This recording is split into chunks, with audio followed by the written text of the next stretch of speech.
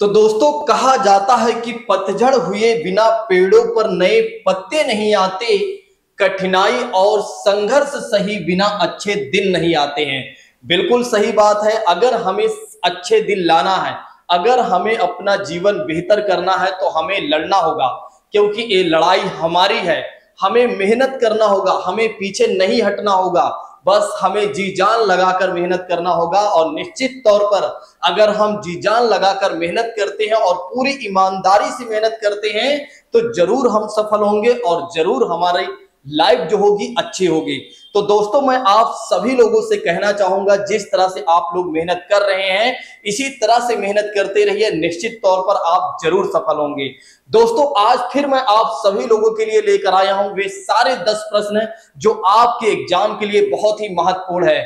मैं उन सभी साथियों से कहना चाहूंगा जो लोग नए हैं वे क्या करें, चैनल को तुरंत सब्सक्राइब कर लें और ज्यादा से ज्यादा लोगों तक जरूर शेयर कर दें। और जो लोग पुराने हैं वे क्या करें, जल्दी से कमेंट करके बताएं कि सर वॉइस क्लियर है, सब कुछ क्लियर है, बस आप पढ़ाना शुरू कीजिए। चलिए आइए अब बात करते हैं, बिना किसी और बात की चर्चा करते हुए सीधा आते हैं आज के अपने पहले प्रश्न पर। तो दोस्तों जैसा कि बात करते हैं, आज का हमारा पहला प्रश्न ये है कि निम्नलिखित में से कौन सा सुमेल नहीं है, मतलब कि कौन सा एक तरह से मैचिंग नहीं कर रहा है। पहला ऑप्शन क्या कहता है कि भारत सरकार, पहला ऑप्शन क्या कहता है दोस्तों, पहला ऑप्शन क्या कहता है कि भारत सरकार अधिनियम 1935 में क्या स्वशासन की बात की गई है। और दूसरा ऑप्शन कहता है कि कैबिनेट मिशन में क्या संविधान सभा की गठन की बात की गई है।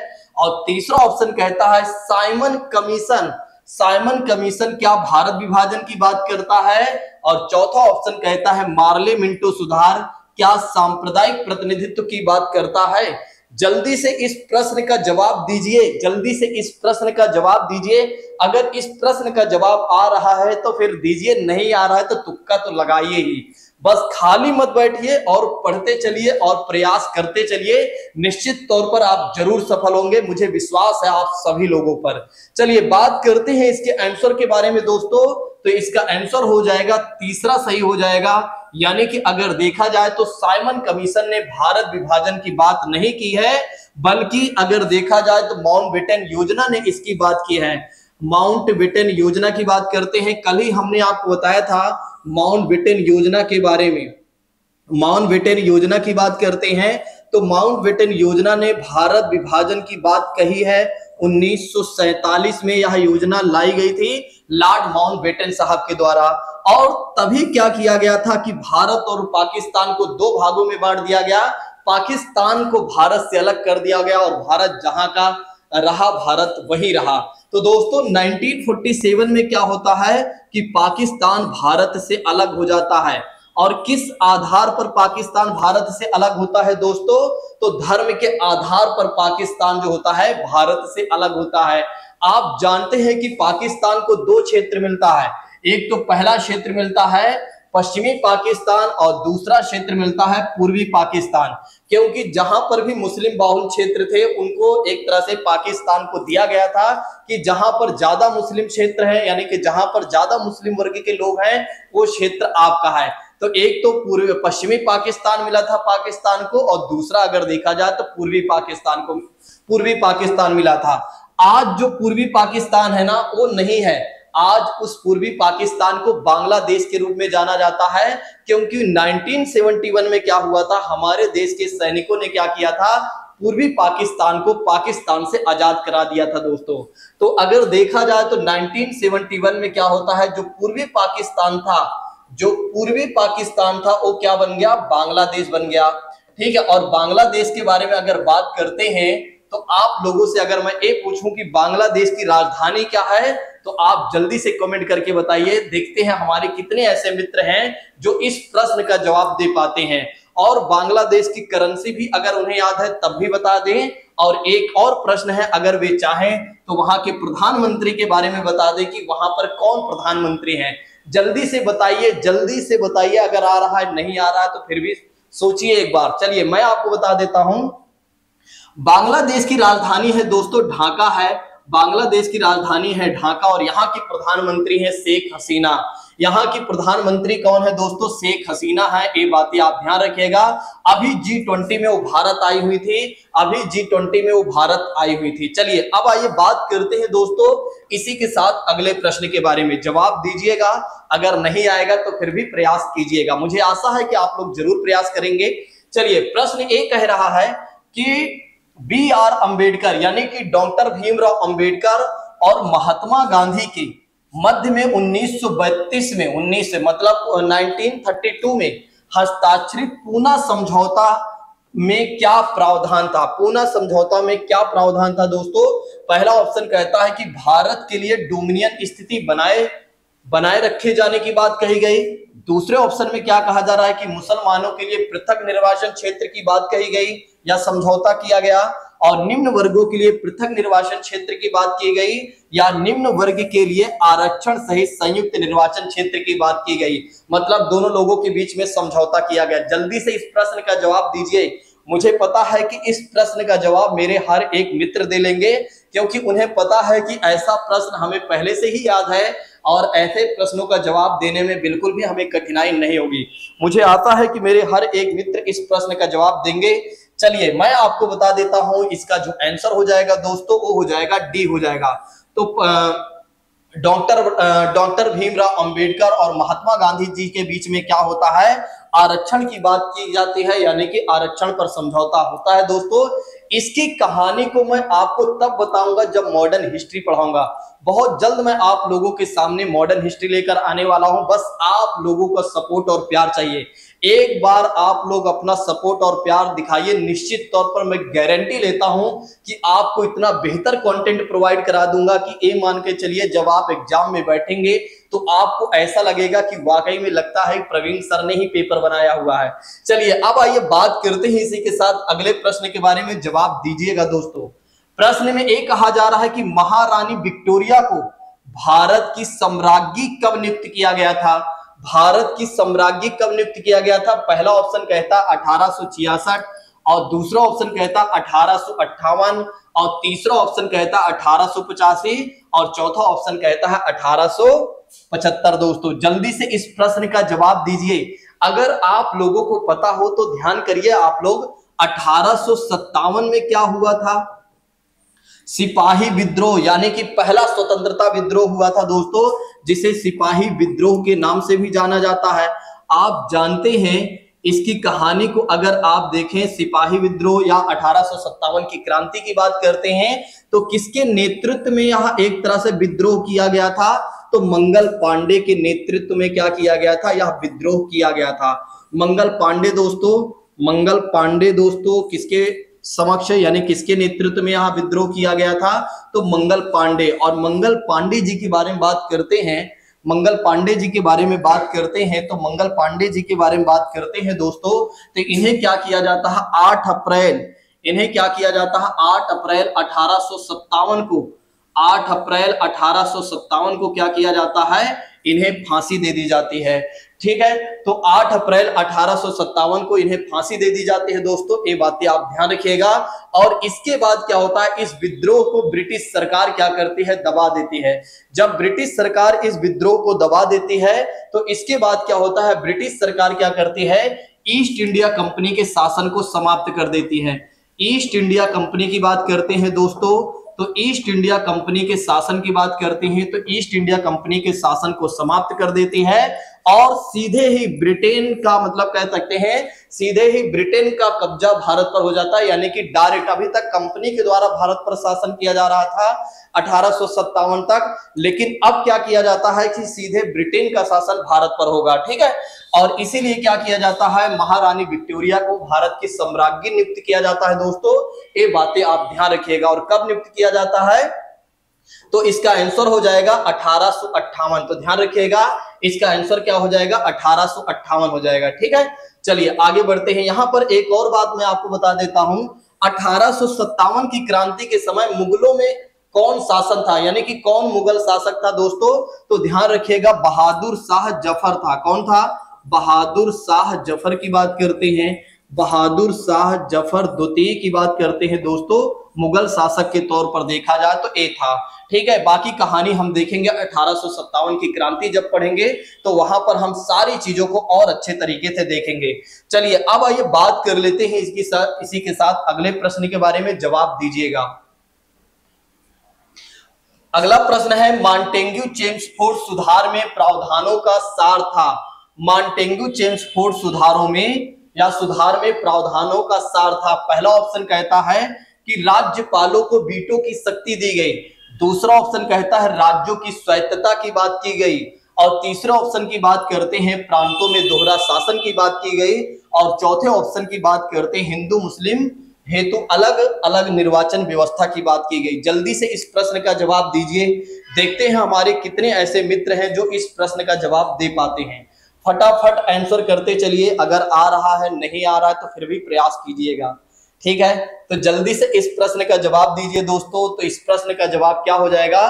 प्रांतों में दोहरा शासन। दोहरा शासन का मतलब हो जाता है dual governance in the province की बात करते हैं। कहा जाता है कि अब क्या होगा, एक तरह से प्रांतों में दोहरा शासन होगा। दोहरा शासन का मतलब क्या हो जाता है? जहां पर केंद्र सरकार और राज्य सरकार होंगे। क्या कहा जाता है? राज्य सरकार को उस समय प्रांतीय सरकार कहा गया है। ठीक है, तो जहां पर क्या कहा गया, केंद्र सरकार होगी, और एक तरह से अगर देखा जाए तो प्रांतीय सरकार या राज्य सरकार की बात कर सकते हैं हम। ठीक है, यहां पर एक कहा गया था कि अब क्या होगा कि एक तरह से ब्रिटिश सरकार ये कहती है अब हम क्या करेंगे, प्रांतों को ज्यादा स्वायत्तता देंगे, यानी कि प्रांतों को ज्यादा स्वतंत्रता देंगे, और केंद्र का जो कंट्रोल होगा वो कम होगा। दोस्तों, केंद्र का कंट्रोल कम होगा। केंद्र क्या करेगी, उन्हीं चीजों पर फैसला लेगी जो जरूरी होगी, जो बातें जरूरी होंगी उन्हीं पर केंद्र सरकार फैसला लेगी। और नहीं तो क्या होता है कि नहीं तो एक तरह से जो प्रांतीय सरकार या राज्य सरकार होगी वो क्या करेगी, एक तरह से मेन फैसला वही लेगी।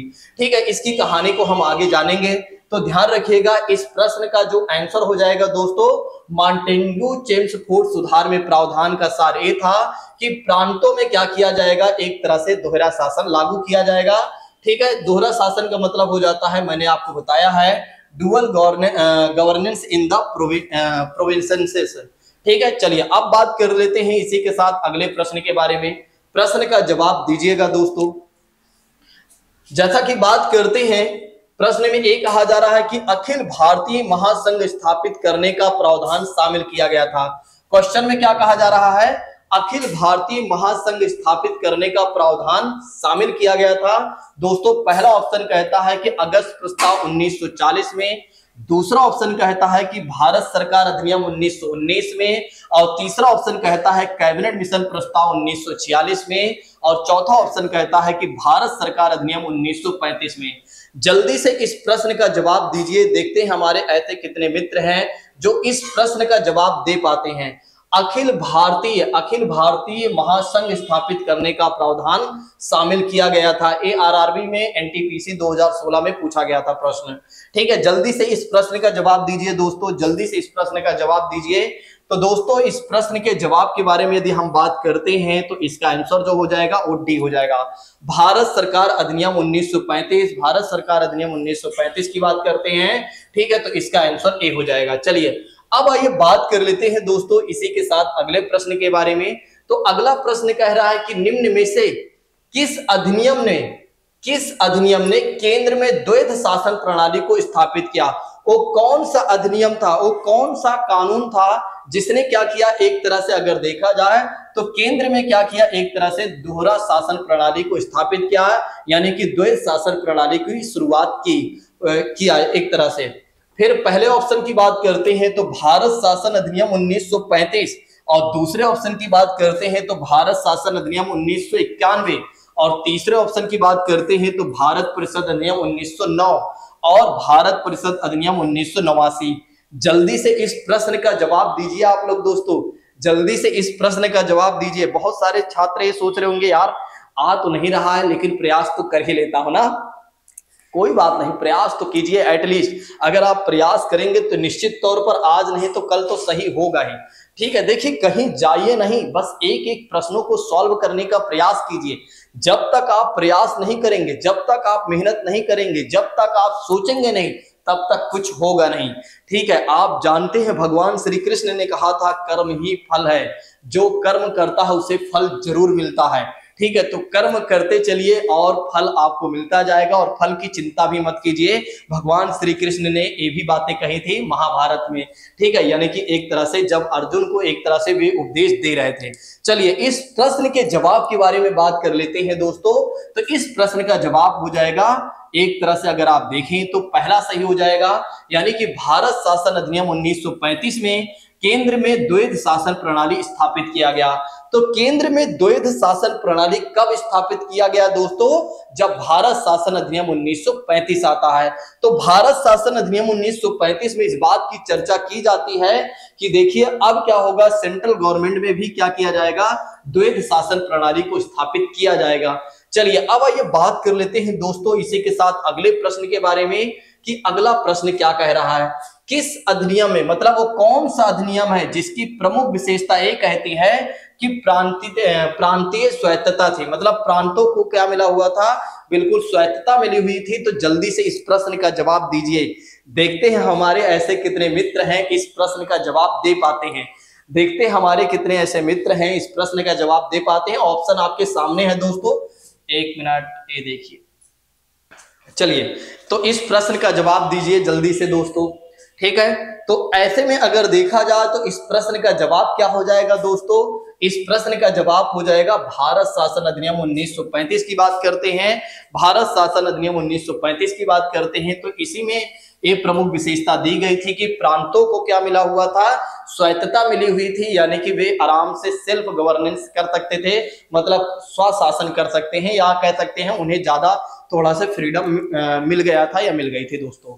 चलिए अब ये बात कर लेते हैं दोस्तों इसी के साथ अगले प्रश्न के बारे में। ठीक है, प्रश्न का जवाब दीजिएगा। देखिए आप लोगों ने नहीं पढ़ा होगा, मुझे पता है आप लोगों ने नहीं पढ़ा होगा। देखिए भले ही आप लोगों ने नहीं पढ़ा होगा या नहीं पढ़ा हुआ है, लेकिन एटलीस्ट प्रश्न को तो आप देखते चलिए। अगर आप प्रश्नों को देखते चलते हैं और उसके आंसर को देखते चलते हैं तो निश्चित तौर पर अगर यहां से कभी भी आपके एग्जाम में प्रश्न आता है तो आप हर एक प्रश्न को आराम से कर ले जाएंगे। मुझे विश्वास है कि आप लोग अगर देखते हैं तो बहुत ही मन लगा कर देखते हैं और बहुत ही एकाग्र होकर देखते हैं।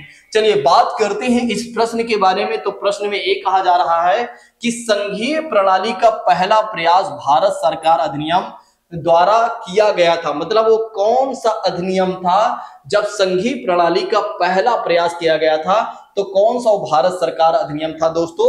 जल्दी से इस प्रश्न का जवाब दीजिए। 1909, 1919, 1935 और इनमें से कोई नहीं। जल्दी से इसका आंसर दीजिए दोस्तों, जल्दी से इसका आंसर दीजिए। देखते हैं हमारे कितने ऐसे मित्र हैं जो इस प्रश्न का जवाब दे पाते हैं। चलिए जल्दी से आंसर दीजिए दोस्तों, जल्दी से आंसर दीजिए। ठीक है, फटाफट। देखिए कुछ लोग तुक्का भी लगा रहे होंगे ना, दिमाग लगा के वे तुक्का लगा लेते होंगे, और मुझे पता है कि उनका तुक्का भी सही जाता है। तो इसका जो आंसर हो जाएगा, बिल्कुल सही बात है। बहुत सारे छात्रों ने देखा कि भारत शासन अधिनियम 1935 जो है एक काफी ज्यादा इंपॉर्टेंट है, तो कहीं ना कहीं इसी अधिनियम में ये बातें की गई होंगी। तो संघीय प्रणाली का पहला प्रयास, संघीय प्रणाली का पहला प्रयास दोस्तों कब किया गया था या किस अधिनियम द्वारा किया गया था? तो भारत शासन अधिनियम 1935 या भारत सरकार अधिनियम 1935 के तहत ऐसा प्रयास किया गया था। ठीक है, चलिए अब आइए बात करते हैं दोस्तों इसी के साथ अगले प्रश्न के बारे में। तो प्रश्न का जवाब दीजिएगा, जल्दी से इस प्रश्न का जवाब दीजिएगा। बड़ी गर्मी लग रही है ना। चलिए बात करते हैं प्रश्न के बारे में। तो प्रश्न में एक कहा जा रहा है कि भारत में सचिव का पद किसके द्वारा निर्मित किया गया था? भारत में सचिव का पद किसके द्वारा निर्मित किया गया था? पहला ऑप्शन कहता है कि भारतीय परिषद अधिनियम 1861, दूसरा ऑप्शन कहता है कि मॉन्टेग्यू चेम्सफोर्ड सुधार, और तीसरा ऑप्शन कहता है मार्ले मिंटो सुधार 1909, और चौथा ऑप्शन कहता है भारत सरकार अधिनियम। कल हमने आपको बताया था मार्ले मिंटो सुधार के बारे में। आप लोग बताइए मार्ले कौन थे, मिंटो कौन थे, इनके बारे में आप कमेंट बॉक्स में जवाब दीजिए। बाकी जिन लोगों को आ रहा है वे इसका आंसर भी दे दें, और साथ ही साथ एक तरह से दूसरा जो क्वेश्चन है उसका भी जवाब दे दें। ठीक है, जल्दी से इस प्रश्न का दोस्तों जवाब दीजिए, जल्दी से इस प्रश्न का जवाब दीजिए। देखते हैं हमारे ऐसे कितने मित्र हैं जो इस प्रश्न का जवाब दे पाते हैं। तो दोस्तों ऐसे में अगर देखा जाए तो भारत में सचिव का पद तब सृजित किया जाता है जब भारत सरकार अधिनियम 1858 लाया जाता है, यानी कि जब 1857 की क्रांति हो जाती है तब क्या किया जाता है, भारत सरकार अधिनियम 1858 लाया जाता है। और तभी क्या किया जाता है कि ईस्ट इंडिया कंपनी का शासन भारत में समाप्त कर दिया जाता है और सीधे ब्रिटेन का शासन कह सकते हैं भारत पर हो जाता है। और भारत की महारानी विक्टोरिया को क्या किया जाता है, एक तरह से सम्राज्ञी दोस्तों नियुक्त किया जाता है, जो कि आप पहले ही जान चुके हैं। जल्दी से इस प्रश्न का जवाब दीजिए दोस्तों, जल्दी से इस प्रश्न का जवाब दीजिए। सॉरी, मैंने तो बता ही दिया है। तो इस प्रश्न का जो आंसर हो जाएगा भारत सरकार अधिनियम 1858। ठीक है, 1857 की क्रांति में हमने बहुत कुछ बता दिया आपको, अब बार बार इसके बारे में तो मुझे नहीं लगता है बताना चाहिए। चलिए अब आइए बात करते हैं दोस्तों इसी के साथ अगले प्रश्न के बारे में कि कैबिनेट मिशन योजना के अनुसार संविधान सभा में कुल कितने सदस्य होने थे। कैबिनेट मिशन योजना के तहत अगर देखा जाए दोस्तों, बताइएगा इसका आंसर। चलिए, कैबिनेट मिशन योजना के अनुसार संविधान सभा में कुल कितने सदस्य होने थे। पहला ऑप्शन कहता है 389, दूसरा ऑप्शन कहता है 409 और तीसरा ऑप्शन कहता है 429 और चौथा ऑप्शन कहता है 505। बहुत सारे छात्र हमारे ऐसे हैं जो इसका जवाब बहुत आसानी से दे सकते हैं, क्योंकि उन्हें पता है कि क्या जवाब देना है, क्योंकि वे एक तरह से इसमें से हटा सकते हैं कि कौन सा गलत है। वे हटा सकते हैं चारों में से कौन कौन से गलत हो सकते हैं, और गलत अगर कोई निकाल लिया तो सही अपने आप से निकल जाएगा। जल्दी से इस प्रश्न का जवाब दीजिए दोस्तों। तो ऐसे में अगर देखा जाए तो इस प्रश्न का जो जवाब हो जाएगा दोस्तों 389 हो जाएगा। ध्यान रखिएगा कि संविधान सभा में कैबिनेट मिशन की योजना के तहत क्या कहा गया कि कम से कम 389 सदस्य होने चाहिए। कम से कम कितने सदस्य होने चाहिए, 389 सदस्य होने चाहिए दोस्तों, ये बातें ध्यान रखिएगा। अब आइए बात करते हैं इसी के साथ अगले प्रश्न के बारे में। 1936 में बात करते हैं। 1936 में भारतीय राष्ट्रीय कांग्रेस द्वारा संविधान सभा के गठन की मांग कहां पर हुए अधिवेशन में रखे गए थे। मतलब कांग्रेस के द्वारा कब वो अधिवेशन किया गया था या कहां पर वो अधिवेशन किया गया था, जहां पर क्या कहा गया कि हमारे पास एक संविधान सभा होनी चाहिए। और संविधान सभा की थोड़ा सा मैं आपको हिस्टोरिकल बैकग्राउंड तब तक बता देता हूं, और अगर आपको जवाब आ रहा है तो दीजिए दोस्तों। देखिए, दरअसल क्या होता है ना, 1934 में क्या होता है, एक व्यक्ति होते हैं जो बहुत ही अच्छे और बुद्धिमान होते हैं, बहुत ही बुद्धिजीवी व्यक्ति होते हैं वे, ठीक है, जिनका नाम होता है एम.एन. रॉय साहब। कौन होते हैं, एम.एन. रॉय साहब की बात करते हैं। तो एम.एन. रॉय साहब कहते हैं कि देखिए, संविधान बनाने के लिए हमारे पास एक संविधान सभा होनी चाहिए। ठीक है, पहली बार उनके मन में विचार आता है तो पहली बार वे लोगों के सामने अपनी बात को रख देते हैं, बस इतना करते हैं। लेकिन इतिहास में इनका नाम दर्ज हो चुका है कि पहली बार किसके मन में विचार आया था, पहली बार किसके मन में विचार आया था कि संविधान सभा हमारे पास होनी चाहिए अगर हमें संविधान बनाना है। तो दोस्तों, तो एम.एन. रॉय साहब की बात करते हैं तो इनके मन में यह विचार आया था। इसके बाद क्या किया जाता है, इस बात को कांग्रेस महसूस करती है 1935 में। इस बात को क्या होता है कि एक साल बाद कांग्रेस को महसूस होता है कि वाकई में एम.एन. रॉय साहब ने जो बातें रखी हैं वाकई में सही बात रखी है। ठीक है, कि इन्होंने सही कहा हुआ है कि हमारे पास एक संविधान सभा तो होनी ही चाहिए। अगर हम संविधान बनाना चाहते हैं तो हमारे पास संविधान सभा तो होनी ही चाहिए दोस्तों। ठीक है, तो भारतीय राष्ट्रीय कांग्रेस के द्वारा अब इस बार ब्रिटिश सरकार के सामने ये बात रखी जाती है। किसके द्वारा रखी जाती है दोस्तों, तो भारतीय राष्ट्रीय कांग्रेस के द्वारा।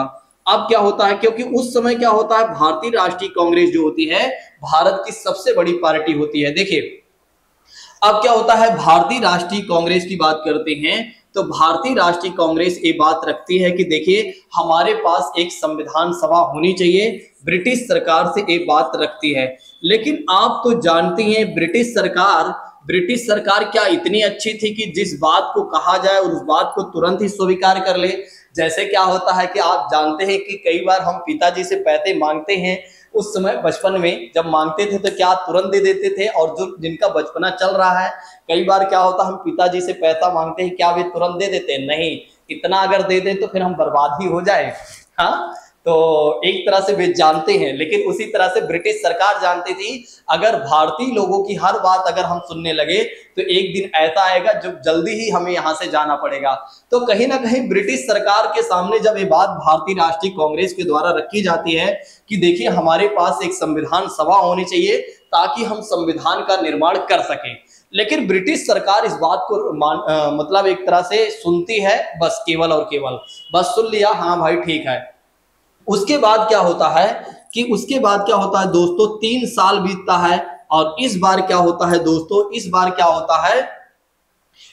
होता है 1938 में क्या कहा जाता है, इस बार क्या होता है 1938 में क्या कहा जाता है कि भारतीय राष्ट्रीय कांग्रेस की ही ओर से नेहरू जी के द्वारा एक प्रस्ताव लाया जाता है। अब नेहरू जी इस बात को ब्रिटिश सरकार से कहते हैं कि देखिए हमें संविधान बनाना है और इसके लिए हमारे पास संविधान सभा होनी चाहिए, इसकी आप हमें इजाजत दीजिए, लेकिन इस बात को भी आपको ध्यान रखना होगा इस संविधान सभा में हम किसी भी बाहरी लोगों को नहीं रखेंगे, यानी कि बाहरी लोगों का कोई इंटरफेयर इसमें नहीं होगा। हमारे संविधान सभा में केवल और केवल हमारे भारतीय लोग होंगे और कोई भी नहीं होगा।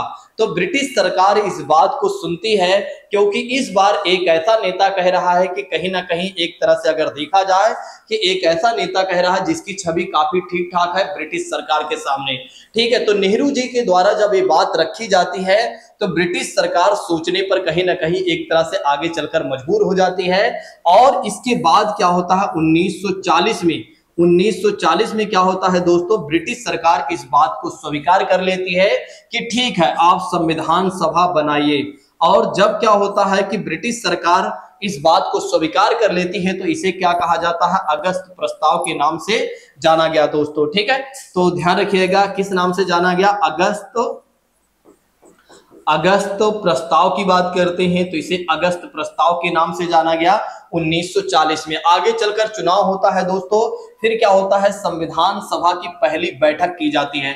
देखो मैं आपको इसलिए बता दे रहा हूं थोड़ा सा कुछ बातें क्योंकि आगे इससे संबंधित क्वेश्चन है। देखिए फिर क्या किया जाता है, 9 दिसंबर की बात आती है, 9 दिसंबर 1946, 9 दिसंबर की बात आती है और संविधान सभा की पहली बैठक की बात की जाती है। कब, संविधान सभा की पहली बैठक दोस्तों। तो ध्यान रखिएगा संविधान सभा की बात करते हैं तो संविधान सभा की पहली बैठक कब होती है, फर्स्ट मीटिंग कब होती है, तो दोस्तों अगर देखा जाए तो 9 दिसंबर 1946 को, 9 दिसंबर 1946 को क्या होता है, संविधान सभा की पहली बैठक होती है। संविधान सभा की पहली बैठक होती है तब क्या किया जाता है, अस्थायी अध्यक्ष के तौर पर, अस्थायी अध्यक्ष के तौर पर किसे चुना जाता है, तो डॉक्टर सच्चिदानंद सिन्हा को चुना जाता है।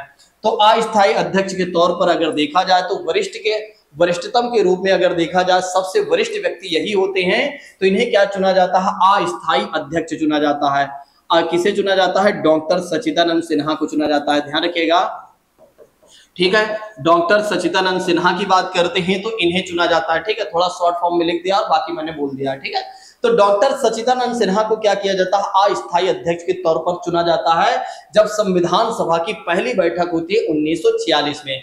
उसके बाद क्या होता है, देखिए अब अस्थायी अध्यक्ष कोई बना हुआ है तो आप सोचिए एक बार, हमें संविधान बनाना है, लगभग 1-2 साल लगने वाला है, तो इसके लिए हमें कहीं ना कहीं स्थायी अध्यक्ष की जरूरत पड़ेगी। तो संविधान सभा की दूसरी बैठक की जाती है कब